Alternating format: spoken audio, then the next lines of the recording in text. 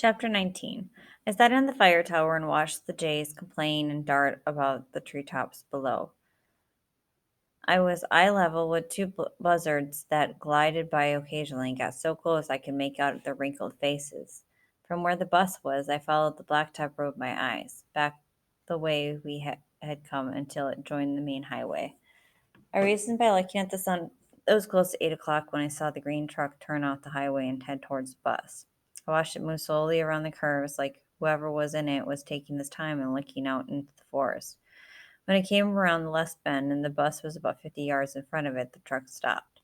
The boys lying in the grass stood up and watched it. Some of the others who had been playing in the road began to walk towards it. After a moment, the truck moved again until it was next to the bus.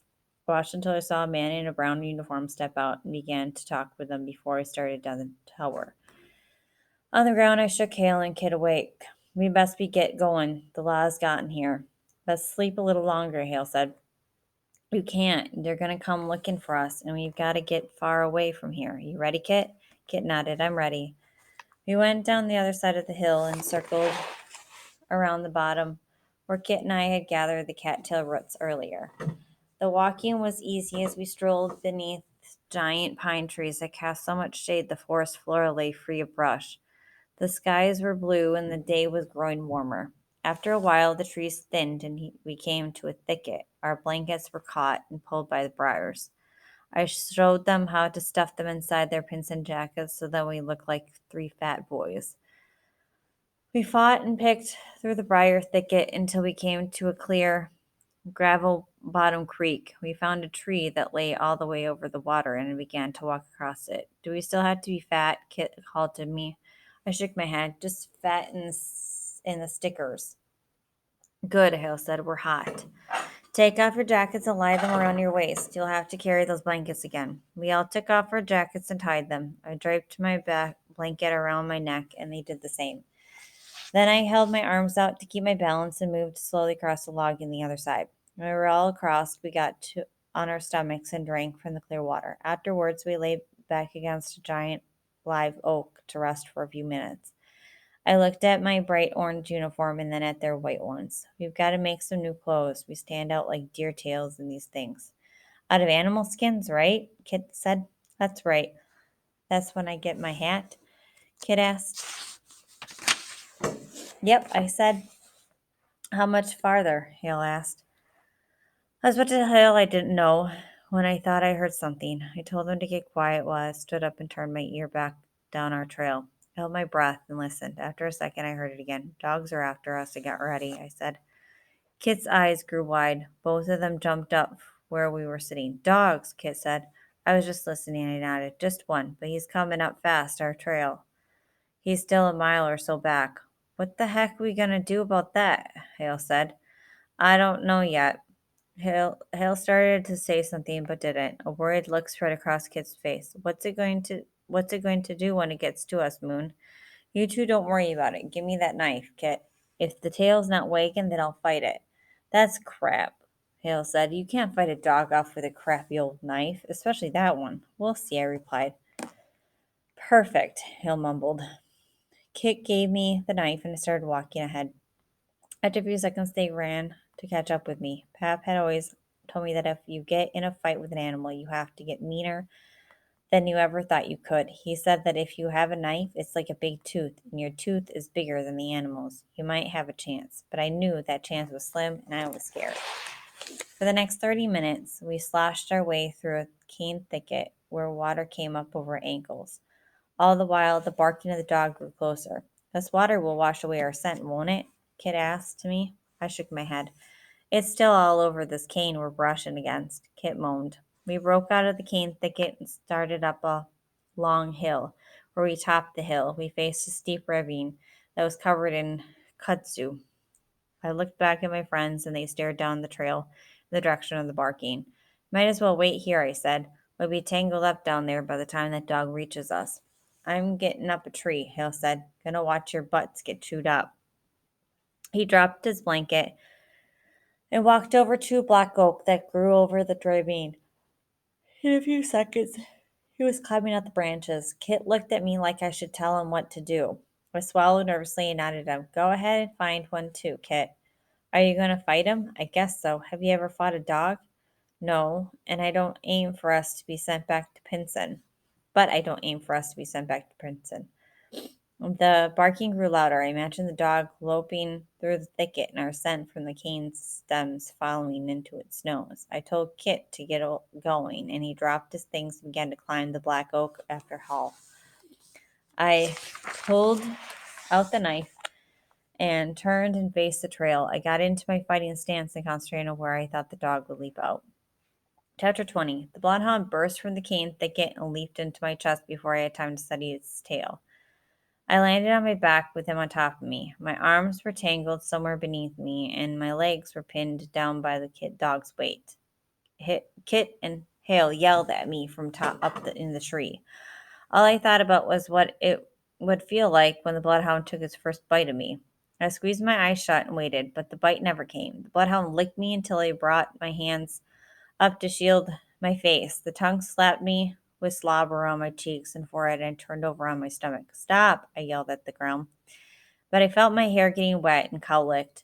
Eventually, I managed to draw my knees up and stand. The bloodhound looked at me like I should tell him what to do. When I began to wipe my face with the sleeve of the uniform, he put his nose into the air and woofed. He's nice, Kit yelled from the tree. I studied the dog's tail as it whipped to left and right. I breathed deeply and lowered the knife. Yeah, come on down. In a moment, they were with me on the ground, and Kit began to pet the bloodhound in on the back. I finished wiping my face and leaned over to read the dog's tag. Snapper, Davy Sanders, 34 Big Pine Road, Gainesville, Alabama. It's Sanders' dog, I said. Named Snapper. Who's Sanders? Hale asked. He's the law. He's the constable that made me go to Pinson. I figure he's about hornet mad I busted out of there. He doesn't train much of a dog, Hale said. I imagine this dog's about as happy to get away from Sanders as everybody else is. Hale shook his head. I think you're crazy, Moon. You haven't seemed crazy until you've seen Sanders. Kit hugged Snapper around the neck. The dog was so large that he didn't have to bend over far to do this. Let's bring him with us. I don't care who comes, I said, dogs or people. I think it's almost lunch, Hale said. We gotta make some more time. As soon as Sanders finds out we have his dog, he's gonna think of something else. He's probably been following Snapper and he's not too far away. I looked at Kit and he nodded at me. All right, Hale said, sighing. Let's go. We fought our way down the side of the ravine until we were at the bottom, where a creek ran through the white sand. Snapper came after us, drooling lines of foamy spit from his mouth and snapping us with his tongue when we weren't paying attention. He seemed to prefer Hale, who wanted to have least to do with him. Stop it, Snapper, Hale kept repeating. I'd look over, and Hale would be sidestepping away from the dog in the long lines of slobber that hung from its jowls.